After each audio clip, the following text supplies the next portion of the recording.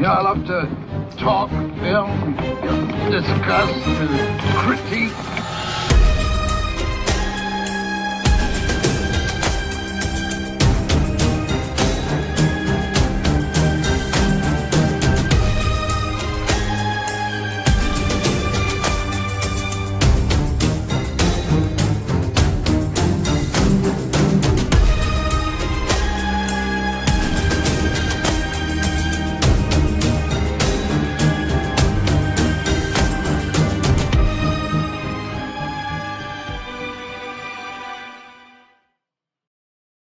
What is up? What's happening, everybody? Welcome back. Blood Splatter Chatter here to talk about The Void from 2016. Got with me the regular crew. And despite what that intro says, it's not Wednesday. It's not the afternoon. We're here on Thursdays at 8 o'clock Central Time. I'll clean up the intro soon. But what up, man? Speaking of cleaning people up, my brother, Stu from Dr. Dude's Fan Club. Station fellas, what up? What up? Yeah, happy to be here. Love the Bulls koozie, dude. That's yeah. sharp. Oh yeah, you might have been on a little bit of a delay there. I'm like, is he fucking with me? Is this guy fucking with me? but what up, man? I'm happy to have you back. First time watch for you, and then with my brother, fresh back from Florida. He of the sexy tan. Like we practice. My man. Yo. Happy to be back. I'm glad I'm not. I was gonna say I was feeling pretty burnt, but I've gotten past that stage. It's gotten, like I said, like you mentioned, to sexy tan stage. I'm fried up, man. I'm honestly, I'm looking at myself. I'm like, I'm gonna be hurting tomorrow. I think everything's getting extra blonde and extra red. It's like I think about sunburn is like, because it was like at the like what are you, a water, but not a water pool, but a water park. And it's like I touched my shoulders and I was like, oh shit, it's not anything you can kind of like. I mean, you can wear sunscreen, right? I thought I wore enough, but I didn't. But it just sucks once you like feel that soreness, bro, or you see the red and you're like, oh. That's where I get it. That's where I get it right there. You get it all up in the shoulders. But let's dive into it, man. The Void from 2016. I saw this originally because Dylan picked it out. The homie over at Dylan's Horror Show. It's like 3 years ago. This is one of the like earlier shows that I did when I was doing Dylan's channel.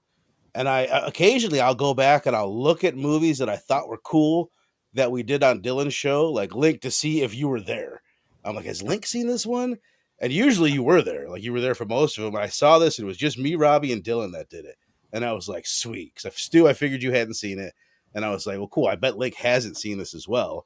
And I remember really liking it at the time and thinking it was cool. And I remember Robbie really not liking it that much. And being like, Robbie, you're crazy. You're being a little bit too picky. So this week I watched it twice. And the first watch, I always have a different perspective when I'm asking people to watch a movie for me. I'm always like a little hypercritical. You know what I mean? So I'm watching the first time, I'm like, ugh. I'm like, I can really feel this budget. Like I can definitely feel the budget. And then after I watched it, I looked up what the budget was. And it's insanely low. It's $82,000. Wow. That's like the price of like a top end truck these days. Like an F-150 fully loaded is like $90,000 to $100,000. And they made this movie for $82,000. So after seeing that, it's like I take it back. I can't feel the budget almost at all. Like, don't get me wrong, it doesn't feel like a big budget movie, but I was like a lot more forgiving looking at an $82,000 budget. It uses its money quite well if that's the case. For sure. Yeah. Well, basically, I think where they save a lot of the money and where you get like a lot of bang for your buck is that it's a duo of directors. Originally, they were part of a Canadian filmmaking crew called Astron 6, and they did a few different movies. One is Manborg, some other one I can't think of the name of, but the one that I do know is The Editor, where it's most of these were like spoofy, kind of satirical horror comedy or like genre comedy mixtures. As Stu drops off, Stu's having a little bit of internet problems, so he might be in and out. But the most recent one that they had done was called The Editor, and it's like an Italian giallo satire, and it's hilarious. Hilarious, dude. Especially after we watch a few more giallo for this channel, then we'll probably watch The Editor because that'll just be a fun one to do. But evidently, it started. The one of them, Jeremy Gillespie, he was working at the same studio that Guillermo del Toro was working at, and they were having a conversation, and del Toro was telling him very vaguely, just saying like, I really want to do a Lovecraftian style film in a style that no one has done before, like attack the Lovecraftian idea in a way that no one else had. And that's all he said. And that got jumping around in Gillespie's head. He's like, what is that? What would my version of that be? And that's where he got like a lot of the ideas and like the visuals that you see in this, like the triangle and the cult in the hood and a lot of the stuff that you see kind of spawned from that. But another interesting thing, and I think part of the reason why the movie looks as good as it does with the practical effects is they were filming this at the same time that they were doing the Suicide Squad, which was also shot in Canada. And these two were part of the crew. Stephen Kostanski and Jeremy Gillespie were working on the Suicide Squad movie, one in the special effects and the other like in the art department or whatever. And they got some of the special effects crew from the Suicide Squad to like, I think work for free is the way I understood it. I could be wrong. Wow. But they came over and like helped them out a bunch with this movie. And it's like, that's the only thing that would possibly make sense is if they had a lot of free help. And then it was crowdsourced, like a GoFundMe type thing. That's how they raised the money for it. But I thought it was so damn cool to learn that. It's like it feels a lot bigger than $82,000. And the practical effects, I think out of a lot of the movies that we've done, they might be some of the best, especially like newer movies. Like what is there? Like Terrifier and some movies like that are really using them these days. Like especially if you compare it to the what was the shit the POV movie that came out last year, like 2 years ago. Oh yeah, in a violent nature. Yeah, well that's one. And most of them are like we're saying, they're slashers. Yeah. So this is a creature feature, like completely different, way more creative liberties can be taken on a creature like this. And I mean, and to their credit, it's like it's kind of harder to pull off on a smaller scale, lower budget because the Lovecraftian, that's always like a cool idea because it's the ultimate like unknown type shit. Right. I think that's why I love the myth so much, is because there's like that Lovecraftian totally to it. But with a slasher, you could work. It's not hard to pull off a slasher with $82,000. You know what I'm saying? Like, right. As opposed to a Lovecraftian film, like they really got their bang for the buck. You gotta respect that. It's so much too. There's like there's not like yeah, that's a great point. In a slasher, you're gonna get the kill, which is usually gonna be like quick. You know what I mean? Like in a violent nature and Terrifier, those are kind of different beasts where they're really like the camera lingers and all that. You could tell they really did the work. But this one, it's not just the kills, it's all the set and everything that's all like Lovecraftian-fied, tentacles everywhere, everything's oozing. Like it's really, really impressive. What up, SoCal Dan? Appreciate you being here, my brother. You too, Sal. Sal says, great creatures in here, reminding me of Resident Evil and Silent Hill games. Hell yeah. I've never played Silent Hill, but definitely Resident Evil. I was just gonna say I could totally hold on, sorry guys. No, you're good, homie. And now we're here alone. SoCal Dan and San. Sir Sal, you guys are the crew right now. It's just me. So while I'm waiting for the homies to come back, there's one. Sorry, guys. No, you're good. You want to finish your thought? No, I could totally see. I was gonna say Parasite Eve, but Silent Hill, the influence, and also kind of reminded me like to horror movies. It gave me like a Hellraiser vibes. Oh yeah, just a little bit, like. Oh yeah. There's certain things I wish they would have explored more, but now understanding the budget, because I was gonna make a joke earlier and saying like you can definitely, and it wasn't dissing them, because I was gonna say you can definitely tell these are first time actors. But because of the small scale, like you can tell these people are giving it their all, right? And now looking at like the $82,000, man, damn, I'm impressed. Like, I think, and this is one thing I went back. There was some point that I made on Dylan's show that I was like, what was it? It was like breaking down the movie and describing it in a way that I don't know. So anyway, I skimmed through Dylan's episode to try and figure out what it was. What did I figure out? But I did not end up finding it out. But what was I going with that? Oh, one of the issues that we were talking about was the characters weren't that great and the story gets sloppy. You know what I mean? It's definitely it's harder to follow than it needs to be, for sure. And the characters aren't that great. But I do think like the acting is pretty damn good. Nobody's gonna blow you away, but everyone is pretty solid. Some of them I think are a little bit better than solid. And then honestly, the characters there's kind of just enough. It's just like what you're saying. It's not explored. They don't delve into like almost anything enough. Yeah. They kind of just hint at a lot of stuff that's going Yeah. on with the characters, but everyone, for the most part, does have their thing happening. I think there might just be a character or two too many. You know what I Yeah, mean? you said it that best because the father son duo, right? Like I Mm-hmm. kept thinking, like, even though I didn't mind the son because he ended up surviving at the end, we didn't have a damn line in the entire movie. So I kept thinking like this was like a producer's fucking cousin or nephew that Yeah. they just squeeze him in the scene. You don't have to say Right. a thing, because if you would have taken him out of the scene, it could have been anybody. Like, and in the Right. end, I'm trying to wonder who you could have replaced him with. Look, not to spoil it, but Mm-hmm. it was just very interesting that he didn't have a line in the movie, even though like I did like how they opened with the movie though, because like off rip I was like, okay, because I didn't watch the trailer. Interesting enough, I Mm-hmm. usually like to watch trailers, but I so like when they're doing their thing and the dude's running out the house, they're like setting gasoline on that one chick.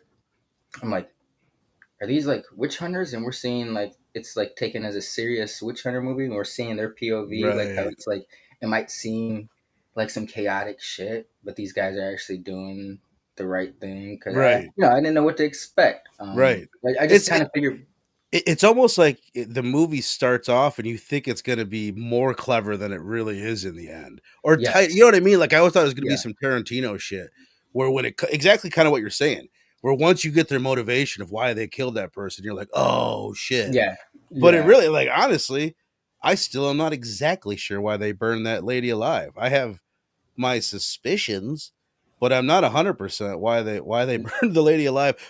Was she? Well, basically, we know their motivation. Somebody, this cult killed their family, mhm. right? So So that we could imagine, like, oh, they must have found out if we don't burn these people alive, they turn into these big freaky monsters. That's kind of the assumption, right? But right when we see them show up at the hospital and they see a monster for the first time, they don't know the what the the fuck's dad going goes, on. "What the fuck is that?" So Yeah, it's like, well, why are you burning women alive then? If you don't like, what was your reasoning behind that? Explain yourself. It was so wild. I was wondering if they could have done it without those characters. Period. Like just cut like those two out. Really focus more on the dad or on the cop and his wife and the situation they got going on, and maybe the nurse and the pregnant lady and her grandpa. I think that would have made it stronger, but I think they just needed them for like that opening scene. a You know what nice I shot, mean? but yeah, because that was a good opening scene. I'm like, because Totally. immediately you're like, oh, what the fuck is going on? Like yeah, it's one of those situations where it's like I'm like second guessing myself because it's like the circumstances are telling me that's someone in fear of their life. They're probably they've done nothing wrong, and because these Hmm. guys come out so calloused and cold and shit. Um, but immediately you're like, but maybe they're doing like I told you. I thought it's like maybe they're witch hunters or something like that. Mm. Like that. This is it's more. There's more than meets the eye, but yeah. Once I don't know. Because I'm trying to. I know there's scenes like dad and son. Well, son made it to the end. Dad made it pretty far, and then the dude they're chasing. I don't want to say he gets taken out too early, but it's kind of like I would say like 45. I mean, about an hour into the film, 50 Yeah. minutes or Once so. they go down in the basement, I can't even remember exactly how he goes. But yeah, maybe he could have been done away with. Like they could have Yeah, trimmed out some of these characters because there's just not enough. It's an hour and a half, which is great, but I just think yeah, there yeah, wasn't enough to really get them all in. What did yeah. you think? What did you think of like the cop, like the main character? I thought he was good, but we just needed a little bit more depth to him. He was a bit of a Yeah. bitch, but I think that was his character, so I'll let it slide. It's who he reminded me of. There's this dude on if you've ever seen Waiting, he's in, I was gonna say Mhm. Supernatural, but there's so many characters on there. But if you've ever seen Waiting, he's the dude that can't piss in the jail. Yes. I know He what you're kind of talking reminded about. he reminded That's me of funny. him mixed with the who's the dude that he played Polka Dot Man in Suicide Squad, and he Oh, was yeah. He was in Late Night with the Devil, right? Is Late that Night with him? the Devil. Yeah, Yes, yeah. yes. He reminded me of a mixture of those actors together, That's funny. like Stu. I totally see it. I totally see it. But no. He was like to be honest, the best character. Like you said, if they would have trimmed those extra characters or earlier kills, and really focused on like that relationship between him and his wife, because clearly they're the melodrama, the backdrop is like they're going through something, they're not on the best ground. So it's always an interesting. It reminded me of the movie with McAvoy that just came out, where the couple they go Speak see no no evil. evil. Yeah. Yeah, Yeah. and like the couples the married couple were already in a rocky place when they get to these really this weird place that kind of really tests their relationship or their Right. love for each other. So that was in the backdrop.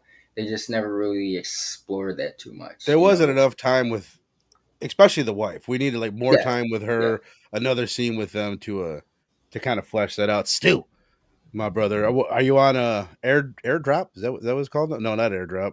Is your shit working? Is your internet working?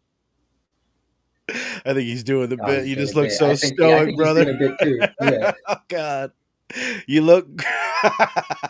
Sorry, you're evidently you're frozen, homie. I don't even know if you can hear me. But so, like, I'll just send it to you. I kind of told you my like. How did you like it? What did you think overall? I was impressed overall. Like I knew there was like I knew it was like a lower budget movie, but I didn't know exactly the budgets. Finding out the budgets made me respect Right. it more. But I enjoyed it for the most part. Like I was like this. I could already tell. There's certain like with between the acting, or it's like the fact that I've never seen anybody in a movie and any of this before. I was like I know it's on the lower budget scale, but I was still impressed with them. Like okay, they're really trying to go for the whole Lovecraftian feel, and I like the setup. I don't know, like the whole they're at a hospital, kind of not in the middle of nowhere, but it's out in like the Mm-hmm. isolated areas. And they're already working with the skeleton crew, so shit's already tense and stressful. So when the shit really pops off and like I like the fact that you're with the characters because they don't know what the fuck's going on. You don't know Right. what the fuck's going on. So it's like when ill shit's happening, you're in the same emotional state as them. But I was Right. impressed with it. I enjoyed it. That the opening, I think, like first 25 minutes. There's a lot of cool shit that happens after that, but I think for me, that's kind of the best part of the movie is that first act up until the spot where the nurse kills that patient out of nowhere. So that's the second time you're like, what the fuck is that about? Yeah. Then those guys show up with the gun, and all of a sudden that patient takes her hostage. I love the spot where the cop looks. He sees these new characters enter with a gun. He's like, "Whoa, whoa, what the fuck?" And he doesn't see Calm behind down. him that this patient has just taken someone hostage. So he's still dealing with them, and then he turns around. He's like, "What the fuck?" He's like, "You Didn't, too?" Like, Jesus Christ. didn't he already just get stabbed too? Like, so it's like by Right. the cult member outside. So it's like there's so much shit going on. It's a very tense. I was kind of laughing when he kept saying like, if I would have wrote the scene, it would have been like kept saying, "Calm down." I was like, nobody calms down when you tell them to calm down, motherfucker. Right. But Yeah. it was just funny because I felt him because like, what else can you do though? What else are you gonna do? He could have started popping motherfuckers, Right. but that's a little too aggressive. When someone needed to be told to calm down, I thought it was so funny when you've got the young nurse, the nurse in training, and she's like, she's about to try to give like a cesarean to this pregnant lady, and the grandpa, she's like, I can't do it. And the grandpa's screaming, "You've gotta do it!" It's like, does she? Like, give her, like, you know what I mean? Her hands are shaking. I don't think she should slice this woman up. That's not she needs steady hands in this situation. That was I think he was a moment where I was like, yeah, this is everyone's first movie. Right. The grandpa in that situation. Right, or for one of their few bigger movies. I Yeah. thought maybe the grandpa might have been. I don't know. I still don't think he was like like, you know what I mean. No, It's he not wasn't like bad. some terrible B movie where you're like, oh my god, this acting's terrible. There was just like something a little bit off about Yes. everything. You know what I mean? You could kind of tell the budget, but not like in a really noticeable standout kind of way. Yeah. I thought was good just on the cast a little bit more was the meth head, the guy that is ends up being handcuffed to the bed and everything. The one that was originally like he Oh, was taken by the cult, the ones that the dad and the son who don't have a that's name by the way. old Pete Holmes or Pete not Pete Holmes, but Pete he was a Davidson. Pete Davidson. Yeah, he reminded me of Yeah, like an old like if Pete Davidson didn't have money and I thought the he was same like thing. I thought the same thing that dude looked like Pete Davidson. He was really good. he had one of the more like Yeah. intense, like he was like kind of, you know what I mean? They say like it's easier to have like Get a me out big of here. scene with big Yeah. emotion and everything, and he had like a wicked wild look in his eyes. Because But you know you got yeah, to. Stu, that sucks, man. Stu's Oh, obviously having a bit of a connection issue.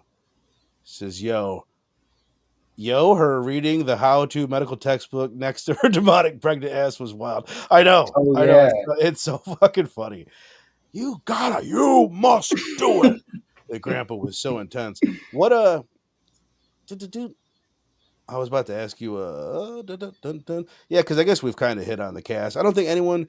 I remember us really liking Doctor Powell. That was one thing from the review that I was skimming through. Is like we were all praising the Doctor, and I thought he was just like he was doing a lot of exposition and a lot Yes. of like speeches, and he was cool. He seemed like someone that had done a lot of work in the past.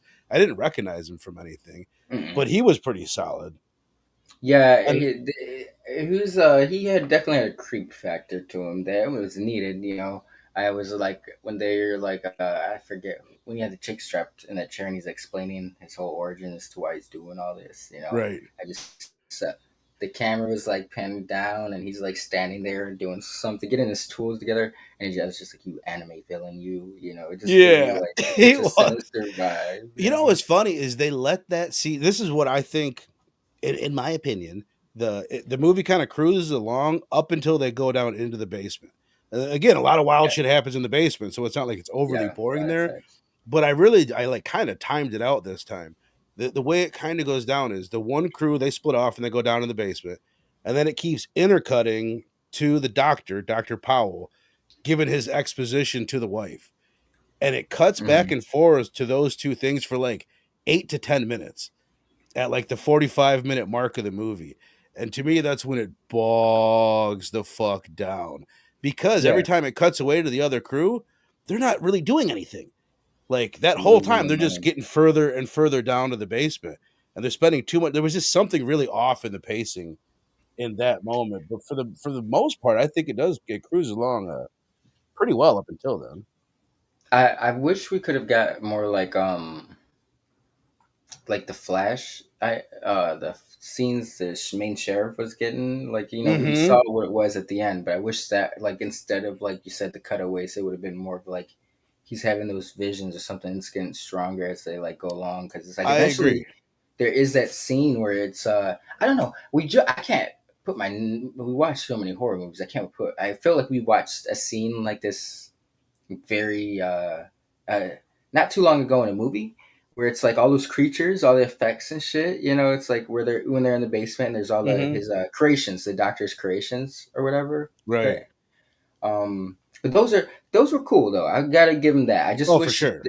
it didn't take so long to get to that scene, but For it sure. was at $82,000. Man, Right. I'm even more. I was already impressed, but now I'm even more impressed. I think to your point about, I always think of them as like Pennywise type scenes, or Mm, like kind of like a Freddy Krueger type of thing, but a little bit different. Like these daydreams, all of a sudden, like you're not there, and yes, you're in yeah, another world or whatever. Like it's very very it. But like what they did, because you're right, I thought the same thing. It's like those become really heavy at the end. mm, In their mind, they thought like, oh, we'll introduce that by just showing these visions of the void, like these galaxy formations and just these space scenes and stuff like that. And that's supposed to be like it creeping in and like taking hold of different characters, and then those okay. characters later on have the visions at the end. So they do kind of do that, but it's still, I thought the same thing.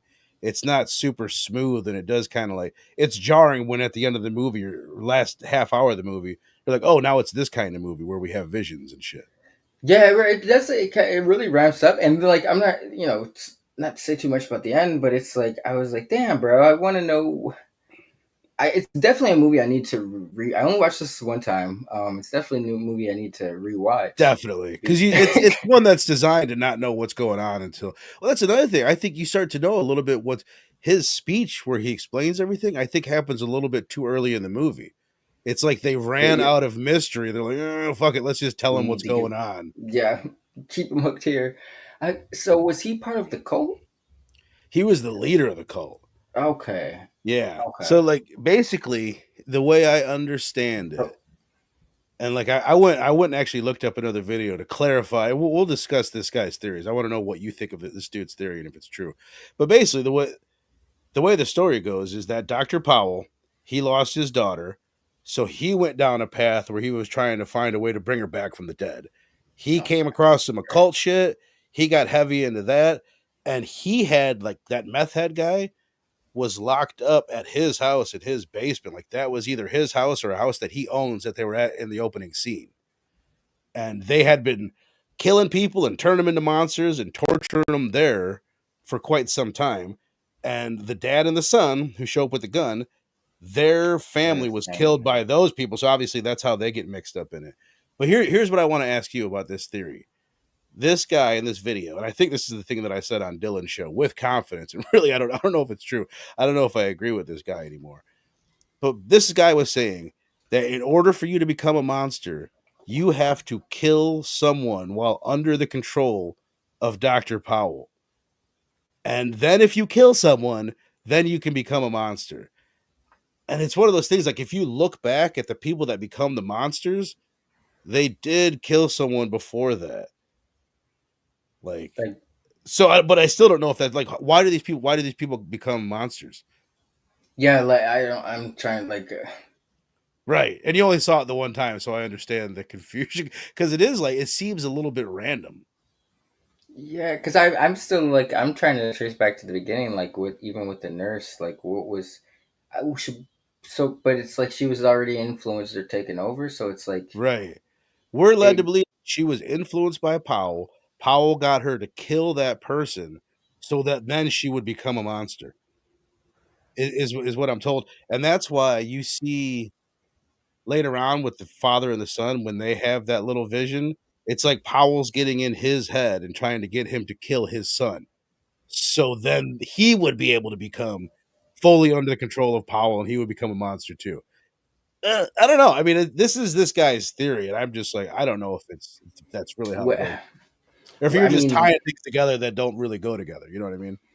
I mean, what is the goal? That's why I was confused about. It's like the doctors. I get he was trying to bring his daughter back, but like right. the goal, like what's with all of these like Full Metal Alchemist, that anime reference, but these what's with these creations? You know, like what does that lead towards? What is that gonna give him? I don't know. Right? Is he creating them? Do they give him? I don't know. It only feels like they create them because they fucking look cool. Sal says, this is a good question. Was the doctor impregnating his patients first? The one girl, the girl that is there that's pregnant, that kills her grandpa, that's Powell's kid. And it's like Powell impregnates her and then is planning on taking his former daughter, Sarah, and putting her into that baby's body. You know what I mean? Like that's when like yeah, I don't know. Like remember at the end of the movie, she's born. Like there she is, my beautiful daughter. And it's this four-legged fucking creature that comes out at the end. So that is his whole goal, is like that's why that girl is there that's pregnant. But here's my question. So I guess, Sal, I think yes. Like that at least he impregnated her in order to turn her baby into his former daughter. But here's the other question. What's up with the doctor or the cop's wife? He has the cop's wife down there on the table, and he's like, "You are now a mother." It's like, what? You know what I mean? Did you impregnate her? Did she give birth already? And then the other thing is, did the cop really cut her head off? Which I thought was a badass scene. I love the camera kind of zooming away from the door while you're just seeing the silhouette of him in there hacking his wife up. But was that a dream? You know what I mean? Was he dreaming when he did that, or did he really do it? I seem that I can't. Is that something like What up, Two Gun, my brother? I do need to rewatch this because it's right. Who could the doctor induce hallucinations? Yes.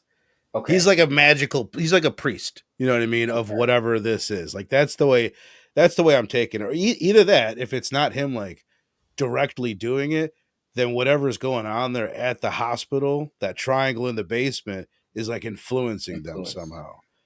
And it's also influencing reality. Because there was one thing I thought was really, when they go out, he's like, what the fuck? My car was parked right here. and all of a sudden it's parked way like a half mile away in the parking lot. I thought that was so cool, and I thought they were going to play Yeah. with that a lot more, and I guess they kind of did, because when they go down to the basement, they're like, "What do you mean an extra set of stairs? There's not more You just stairs want in the basement." So it's like reality is being warped, but all of it is like a little bit loose. You know what I mean? It's more, like I said at the beginning, it's a little bit more confusing than it needed to be. I mean, it fits, you know, like because there really are no rules when it comes to Lovecraftian shit, except that nothing, you know, makes Right. sense with Lovecraft. Right. So I guess it really fits the theme, but because I guess it's like taking that idea from Guillermo del Toro, where it's like I want to do a Lovecraftian film that's in a way that's never been done before. They've done that, you know. I've never Right. really seen because this is Right. approach is like almost. It's I don't know how it's really. I can't really think of how it's set up, like, but I wasn't getting Lovecraftian vibes. You know, if I'm maybe if I had seen the trailer, but no, you know, initially when it's like when Oh, it okay. pops Yes. off and Yes. shit, usually Which I'm is cool. expecting, That's yeah, one thing. Like, I almost didn't want to show this thumbnail to you and Stu last week, because if you go into the movie, you don't know at all that there's going to be creatures. You yeah. know what I mean? You're just like, oh, there's some I was like, what is cultists and this, Squid hoods and Games, shit. bro? Yeah, but it is. But yeah, it's so badass when they Yeah. go. Sal says, but some of the creations look like they're trying to kill themselves but couldn't. They're immortal horrors. That's a really good Oh, point. Well, this will kind of lead us into the next thing I wanted to ask you is, what's your favorite like horror moment or horror set piece? And for me, it's that moment right there where that creature is like banging its head over and over off this pipe, and you can tell it just like blasted a big thick hole in its hole in its skull. Super, super badass. But is there anything that stands out to you? I did like the whole like when they find the Doctor's creations and you get to see kind of like, you know, all the different designs. But like you said earlier, the scene, I think that's kind of what sets it off at the beginning is when they, well, no, he gets stabbed, but when they find like the dude that's been running, he's locked up, and they go in his room, and like we Yes. see the monster for the first time. You're like, what the fuck? Get me the I, fuck out of here. yeah, that was Yeah. my reaction because I was like, I feel him. I was like, what the fuck just happened, man? You know, like, and he saw what happened, so he's even more in a more of a state of panic. But that was Right. because it was very. It reminded me of like the Mimic meets like Jeepers Creepers. It was something very Mm. like bug like about it. How it was like hovering in the corner, just like devouring the fucking So and unique looking. And just think, you yes, kind of said it yeah, earlier, like, we watch a lot of horror movies there, and maybe I need to seek out more horror movies that are creature features like this, but I don't feel like you can go too many places to yeah, get this. You know what I mean? This level of like just horror. You know what I mean? yes, Like we watch a couple movies in a row insanity. recently where like I Know What You Did Last Summer, and maybe even Cujo to a degree, where like I did watch I Know What You Did Last Summer with my toddler and just covered her eyes a few times. There's a lot like this. I was like, no fucking way. You know what I mean? It's Can't just watch any of impossible. this. You can't even be in the Yeah, house when I watch this. It'll this scare the shit out of you. yeah, it'd be scarring. Very traumatic, man. This is because you know, they at a kid, you know, speaking from a kid's point of view, everything is so real, you know. So it's like they see some shit that it's like even at, you know, that's the whole thing about Lovecraftian horror is like it's just beyond our understanding. So it's Right. like Tyler sees this, yeah, it'd be bad news. Just this But type of like snot dripping fucking gooey. Like, I love this type of practical effects that like just tentacles and like brown nasty, like looks like it smells bad. It's it's extra cool. Sal says, I was getting sci-fi elements in the beginning with all the shots of the cosmos. Yeah, for sure. It's such a I could cool way see to it, kind of yeah, introduce the idea. And I love the like, especially how was because that shot? How was that filmed? Like, what was that? Is that stock footage? Like $82,000? It's not CG. Like, what the hell was that? you know, man, and I was already impressed with that ending shot of like them looking up at and seeing like the fucking pyramid, but it's Mm-hmm. like at $82,000, bro. Like I'm really impressed now. Hell yeah. Oh, the other thing that you reminded me of, like before the nurse. Well, first of all, just when she's stabbing the guy in the eye, like I just love that it's out of nowhere. You're like, it really comes out of nowhere that this nurse is she's cutting her face off. She comes at the doctor. But after she's dead and before she comes back as a monster, there's just that one scene where they flash to her and you see like these like spider legs kind of coming out of her mouth and shit like flopping around. That was just like so cool looking as well. What's Stu saying? It says hole in the head, hell yeah, and the fetus monster dragging old girl around by the umbilical cord was badass and wild. Love that creature at the end. I do too. The creature at the end, like Sarah, the daughter that comes back. This one right here, the one that's up on the screen. Just so cool looking. They shoot it in the head, blow a big giant hole in its head, and out of the hole, tentacles.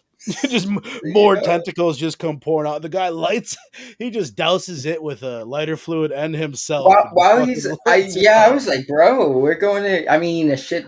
I would guess so. It's like I might as well try to take because I was like self-immolation is a wild way to go. Maybe the worst way to fucking go. What did I got written down here? Oh yeah, another one when the pregnant lady kills her grandpa. I just love it. Was like that was one of those moments that did a really. It's weird watching things when you know it's coming, obviously, but like the first time I saw it, I was like, "Whoa!" Like very much out of nowhere. You did not expect the pregnant lady to get up and kill her grandfather, and it just looked really good too. At that point, like I didn't know, like it's like that's the whole unsettling nature about Lovecraftian things is like I guess the rules don't apply. It's like you didn't know who the fuck is gonna get infected. I didn't know who is it good. The cop just gonna start blasting people and shit. Right. I mean, I didn't feel that too much, but it was when you don't have like a theme or it's like they didn't get bit, they didn't there's none of that going on. Like it is zombies and vampires, right? So it's it makes you very paranoid, and it's already a very paranoid situation. You just made me think. I think what would have been cool is if there was some of that.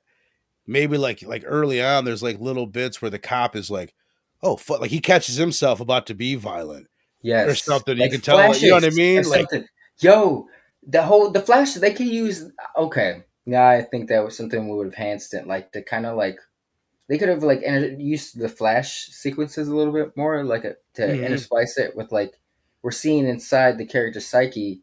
And we're seeing the influence, whatever the it's having on them, like telling them to like we're seeing a shot of them like stabbing people, or foreshadowing, or maybe we're seeing a cop blasting people or some shit like that. I think that would have been very very tense. It was already a tense movie. Like imagine something like this. Like it's there's a scene where it's going off, and you're seeing those majestic views of the void, and maybe like there's a monster in there. And the cop's going up about to stab it with something. Then he comes out of it and realizes he's about to stab the meth head guy that's tied to the bed. He's like, whoa. Like that guy had been passed out or something like that. That was kind of creeping through the movie.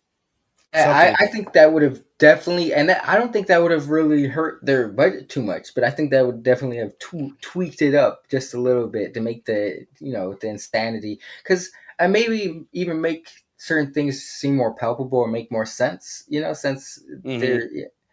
I don't know, but I think that would have helped. Yeah, that definitely. Sal saying reminded me a bit of Event Horizon, totally. Towards the end of the movie with the doctor fully transformed into this otherworldly being.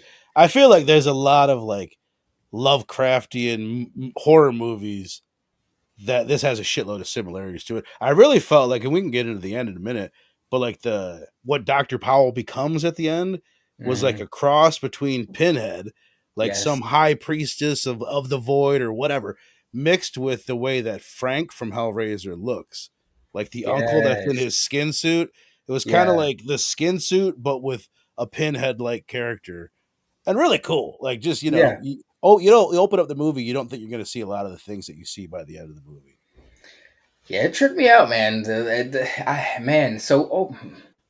right. I was going to ask about the end. Let's get into it. Yeah. We can. All right. Well, the pyramid. So, how did they?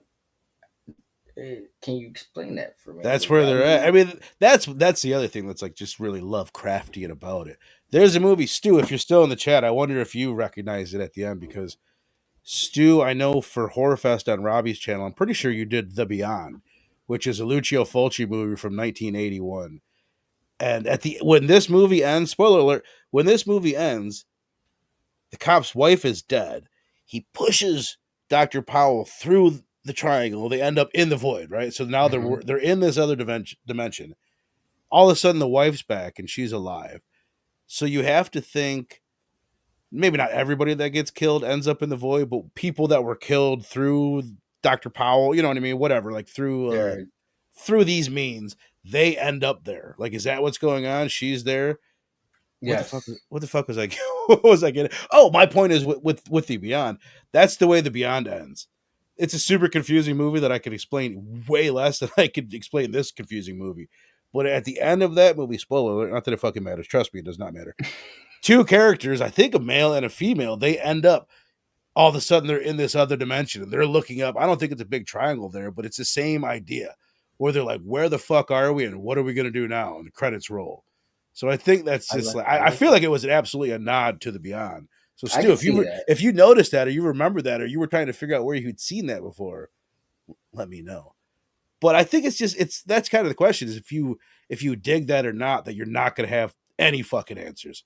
They said they're never going to go back. There's never going to be a sequel. They don't want to explain it. It's just probably easier to write that way is to be like, oh.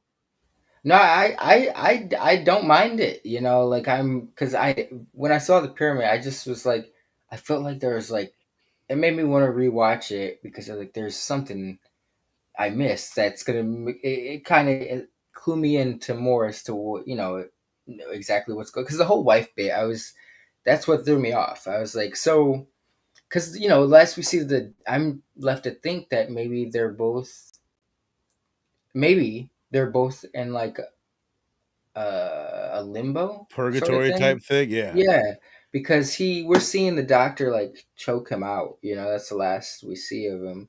Right. And then it cuts to like the silent kid. He's like running from a creature as the doors close behind him, like the walls are freezing behind him. So yeah, that was confusing because it ends with him in the hospital, the son, like after doctor's choking out the sheriff. Then it cuts to like this fadeaway scene. We don't hear any screaming or anything like that. Then like it's the silent kid. He's getting chased by a monster. Doors close or the walls close. He finds the chick hiding in the closet with the axe. That's another Hellraiser nod, by the way. Him running down the hall while the halls are closing with a monster behind him. That's straight. That's like that scene in Hellraiser where the niece or the daughter or whatever is running down the hall. Yeah. But then when it like they step outside and it's like the camera pans up, and I'm that's it was a cool transition, but it's like clouds get all weird looking and then it pans down and we see it's like the sheriff with his wife and they're staring up at this fucking giant pyramid. Well, because he does it. He got me like the cop. The last we see of the cop isn't him getting choked out. Like he gets choked out, but then he pushes him through the void. You know what I mean? So that's how the cop gets into the void. That which begs the question: where the fuck is the doctor? Why doesn't the doctor end up there with him and the wife? Like, is that a real place, or is that still just like a figment of his imagination? So, well, yeah, that's delusion shit. Because he could have like fucking the doctor could have easily grabbed him, as he's being pushed through the void. Hell yeah. Big Stu saying like the suggestive leave it to your imagination approach to storytelling really worked here. I agree. And I think that's that's what you do with a Lovecraft story. None of that bothers me. I wish it was just cleaner. You know what I mean? I definitely think the writing is the weakest part of the story, but it's not terrible by any means. But it's just it's what they're not great at doing. These are special effects guys that made a movie on 82 G's. And did very well. Very well. We can go and rate this bad boy in a few moments. I guess like theme wise, it's like a lot about like loss and grief and guilt, right? It's like you know what I mean? Everybody is kind of going through something where they lost somebody and they're guilty about it. It's like such a deep thing. And I remember saying this on Dylan's channel too. The guy losing his unborn child. And then he's like, oh, you think that's going to be the big source of pain. And then the doctor says, and you felt relief. and it's like, oh, that's where the guilt comes in. And I could totally like you know what I mean. You can, it's so fucked up, but Like you you could were see so that, petty. especially someone that doesn't have a kid. You know what I mean? If you don't have a kid and you're like, you know, you're just really afraid of it or whatever, I could see someone just like, you know, uncontrollably feeling relief at that. And like, you would feel some fucking guilt about that, especially if it gets brought the fuck up again in a tense situation. So I thought that was a really like just interesting thing to see in a movie. And you know, loss is a very, I guess that makes sense, especially with like the spell casting that was going on. You know, loss is it's probably one of the more powerful emotions, whether it be a loss of someone because they passed, a loved one, friend, or whatever, loss of a friendship, relationship, you know, loss of opportunity, like with an unborn child or something like that. You know, so that and the grief some of that stuff brings, you know, it's very, I guess it makes sense, especially because you know, I was that so I almost feel like the hospital was like a portal or a gateway to hell. The entire place was it just like, right. And like, was that a natural thing, or is that just because Dr. Powell worked there? And I think now that I'm thinking about it, I was about to say like, you know, I just figured out, but then as I figured it out, I feel like this might have been something Robbie said when we reviewed this a few years ago, or something it was a 3-hour show we did on this, by the way. So it's something we might have, I know, something we might have just stumbled across was the void is like the void that is no longer there when your unborn child dies in your stomach. Like that's the void. Or just the same thing of like the father and the son, which they need some fucking names so we can quit calling him father and son. But he lost his daughter and he lost his wife, and that's like everyone has a void in them by the end of this. Yep. So yeah, I can see that. Let's go ahead and rate this bad boy. And you guys in the chat here, if you've seen The Void, give your rating out of 5 down in the chat. Where are you standing on it, Link? I'll give this one a solid 3.75. I don't think that, you know, like let me articulate better. I almost think this is something for like definitely people who appreciate horror a little bit more. I don't think people who are just casually watching are really going to get much out of this. It might lose them along the way, but if you stick it out, I think there is like, especially knowing the budget, you know, that before I even knew the budget, I told you I could tell it was already low budget, but I was impressed with what's going on. But knowing the budget, it makes me respect it more. Like that they did their job. They did what they set out to do, and I respect that at the end of the day. It's entertaining, but it could have used a little more character backdrop polishing in that aspect. You know, a tightening of the pacing of the transition, I guess. Like it does get a little choppy towards the end, and they went in that goddamn basement a little early. Yeah, just a little something like this. You know what I mean? Wait off, do something else before that, and then wrap it up quicker. Like, take the last 45 minutes and make that a half hour, or maybe even like 20 minutes or whatever, and you've got yourself a much tighter script. Way tighter. But you know, I was impressed. You know, I didn't know much to expect. Or what to expect, but I wasn't mad. I watched this movie and I was actually I appreciated the little nods to like Hellraiser and stuff like that. You know, for sure. I respect that. So yeah, it was a fun one. It's definitely worth checking out. Hell yeah. Big Stu saying 4 out of 5. Some really spectacular practical effects, tightly paced story that always had me intrigued. Plus, the filmmakers lost the financing for this thing twice and still made it happen. Oh, wow. That's cool. I did not even see that. That's they must have been trying to fund the thing before they went the crowdsourcing route or crowdfunding route, whatever you call it. I'm gonna the actor. Sorry. I agree. Well, what exactly? $82,000 budget. What could they have been paid?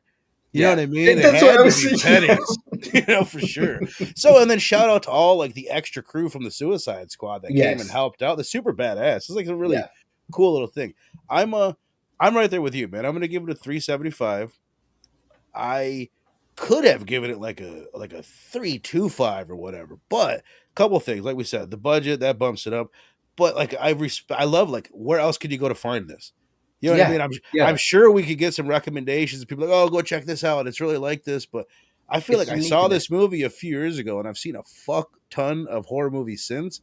And there's not another one that I could really compare it to with this ooey gooey, slimy kind of like unique ass practical effects and creature designs, and also like the twisty turniness of it. Yeah. You know what I mean? You Like never know what's going that on. first 25 minutes, I think, is fire. You're like, what? Like It's it's ambitious. so intense, and kind of like the pacing is really, really, really tight. The pacing is really tight outside of like that. Like I said, there's an 8-minute stretch where it's like a little wishy washy, but other than that, like it is really tight.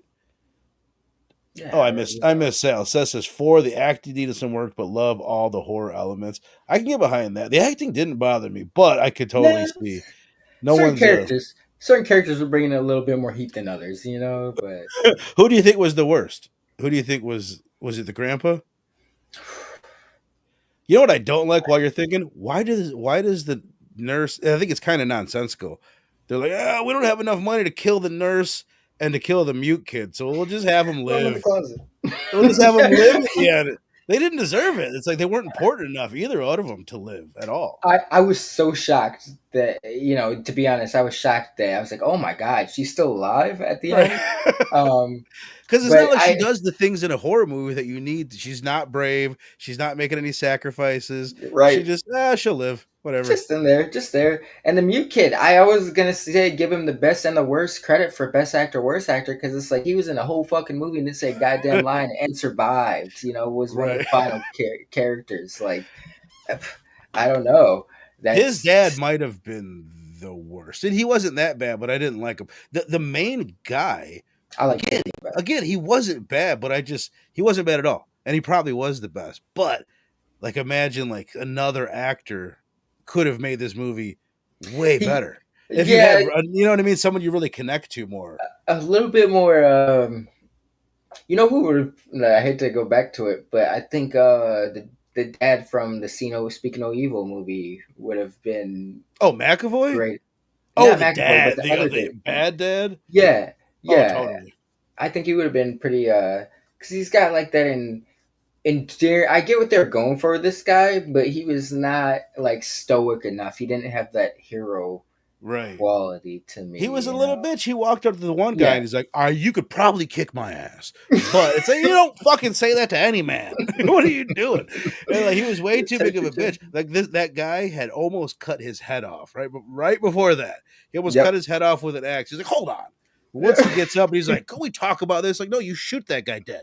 You're a cop. He just tried to cut your head off. What the fuck is going on? Yeah, he was a bitch. And the guy from Waiting that can't piss at the urinals, perfect comparison to his energy. Like, well, you got me like Dustin Mozzarella, whatever the fuck that guy is from Late Night with the Devil. He would work. He's another guy. You put him in here. There's a lot of guys that could have pulled it off and worked. Like you're not gonna get that, but like also just like a Tom Holland, Michael J. Fox type of character. You know what I mean? Is he a pussy cop? Like they could have played that brand new to the force, like first week on the job kind of thing. Could have really worked for this. You see, you know what this dude was like, and you gotta have like the Tom Holland, Michael J. Fox characters, where they don't have like in Braun, they have the witty comebacks and shit like that. Like they're thinking of, they're a little bit smarter than the jocks. Mm-hmm. This guy was just incompetent all the way around. You got a failed relationship. Can't save the fucking hospital. You just, it's all bad for this dude. But he, I felt his struggle. There are probably people out there that are probably a little, I don't know the word, but they're probably in his predicament where he just feel very powerless or something like that. Right. I got to do this, got to do that. My back's against the wall. Like Hey, calm down, everybody. Calm down. That's the best I can do right now. All right. Let's wrap this bad boy up. All right, so a 3.75 from both of us, 4 from Stu, and a 4 from Big Sal. So we appreciate you guys hanging out with us tonight. Next week, we kick it off, man. We're going to be, what is it, 7 weeks? 7 weeks, and then it's honestly 8 because it leads right into Halloween. 7 weeks of the evolution of the slasher, the road to Halloween, starting with what a lot of people refer to as the first slasher film would be Psycho into Peeping Tom. So really excited for this. This is again a series I've been looking forward to doing forever and a day, and it's going to lead straight into spooky season. So at the end there, after That's a Deep great lead. Red, we'll be doing Halloween, which will be we'll be into Horror Fest the last 3 weeks of Oh, this. we're doing literal Halloween, or were you just saying the Re- holiday? the real Oh, deal Halloween. okay, yeah, hell We're doing it yeah. the first week of September.